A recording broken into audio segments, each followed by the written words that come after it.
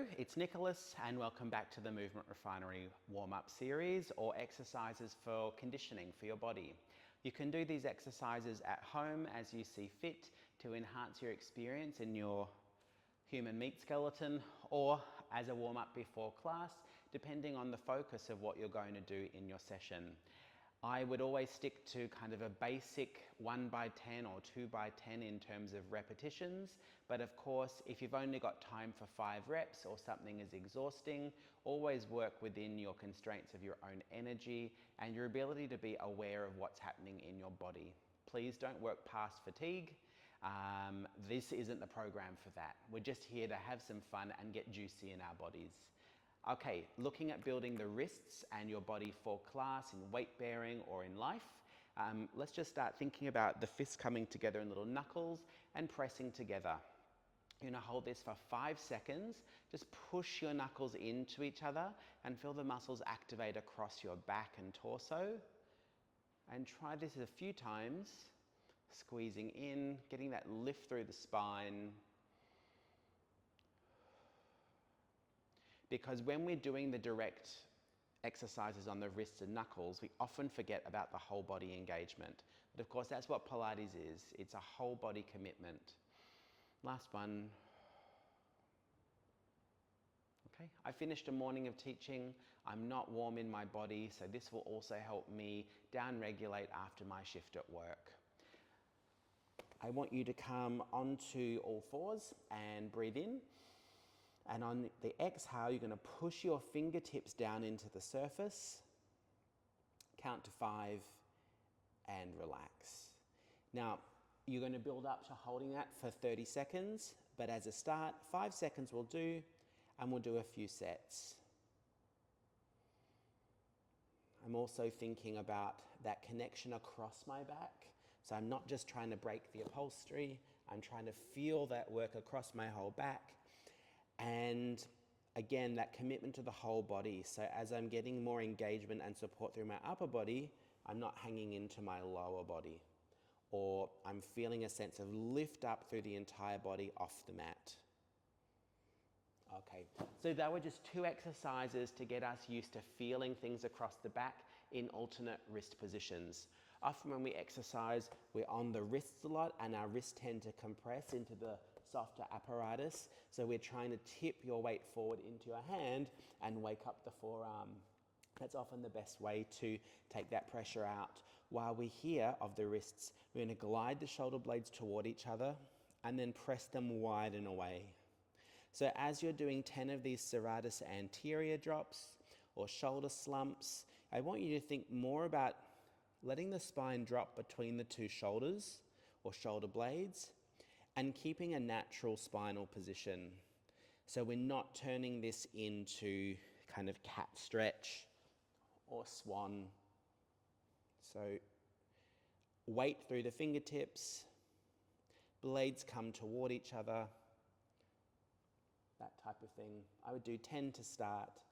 Then you're going to progress to doing this on your fists.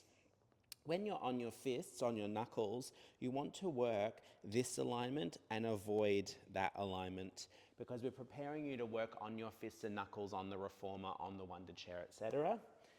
And in this position, same exercise. Draw the blades toward each other, stretch them away, bringing the blades in. And some of us naturally will be less comfortable with drawing together and will want to shrug. So reminding yourself of the blade comes in like this and goes out like that. So it's a lovely swinging action. A few more. As I'm doing this, I've got that whole body commitment.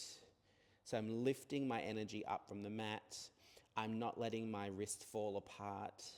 And I'm also trying not to get stability just by locking the elbows. I'm thinking about here and across here too. So then you can progress those 2 exercises as we would with knee stretches on the reformer to knees off.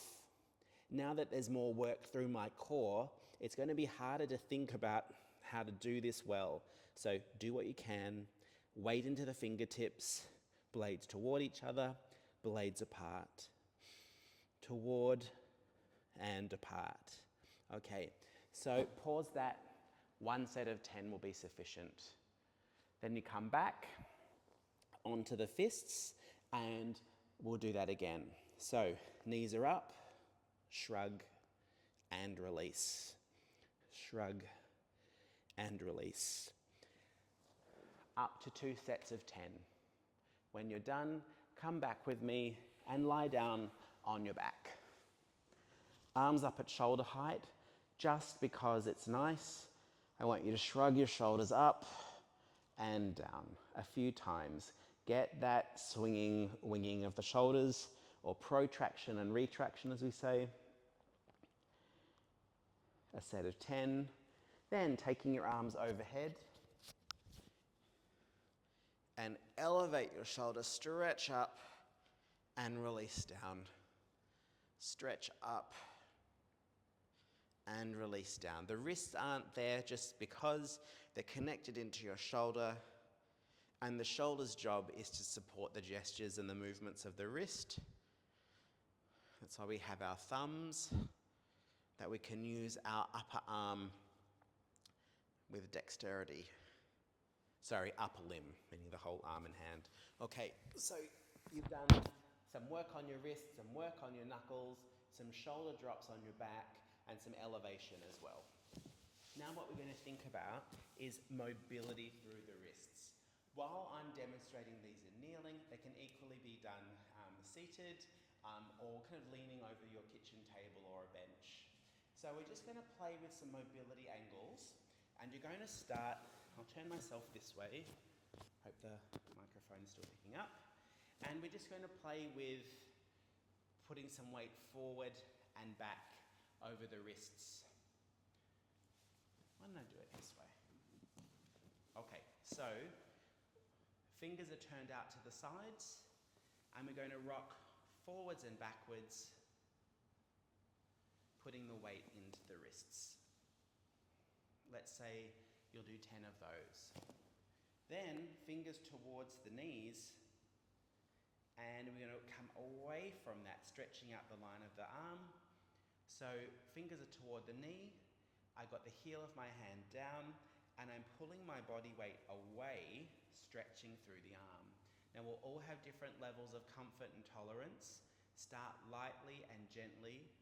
Nothing worth doing well is going to hurt you, so easy does it. And then as you gain your experience in the position, and your body doesn't protest in the hours and days after, you can start to investigate a deeper range. But that's all on your own terms.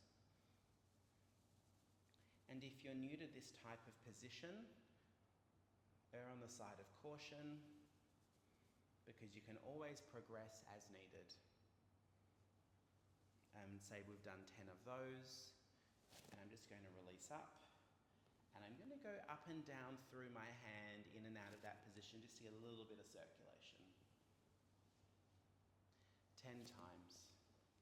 And then we go the other way. Fingernail down, roll into the front, and I come up. So I've changed the alignment. Palm of the hand toward me, roll and stretch. Roll, and again, I'm not trying to jam this wrist joint down into the table.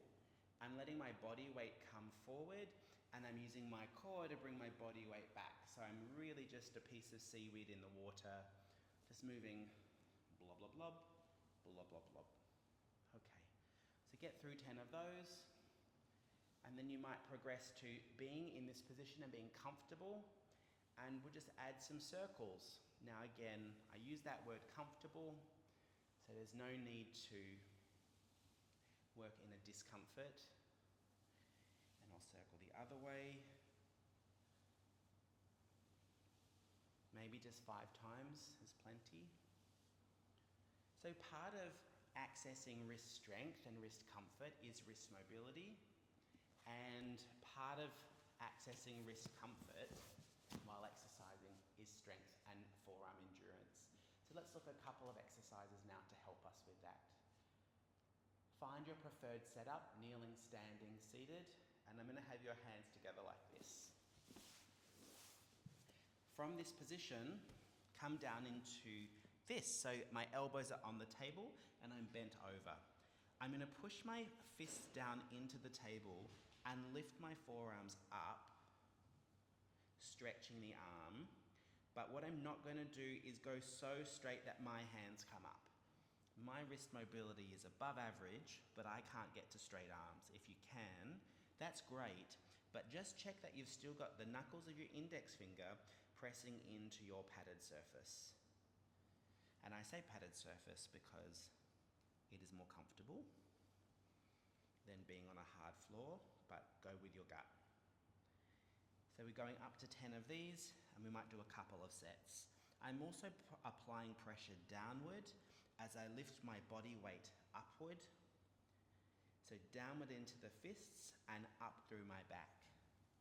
And that's just so I'm not just kind of doing this. I'm creating that Pilates two-way stretch or oppositional energy.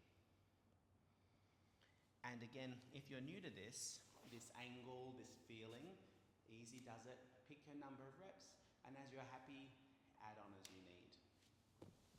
And we might just look here to a bit of a modified push-up, which of course can be done in a plank. So you're on all fours, and I want you to bend your elbows, but fingers long.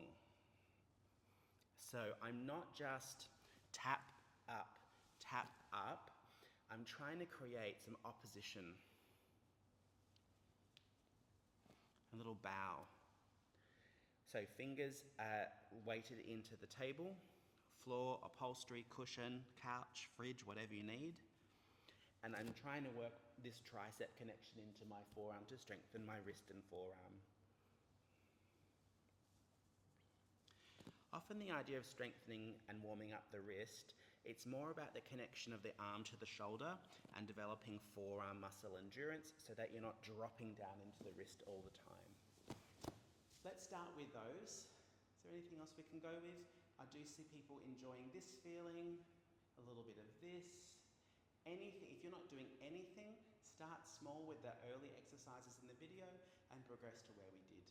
And if you need more, don't worry, there'll be another video soon. Enjoy your wrists, enjoy your upper body. See you soon.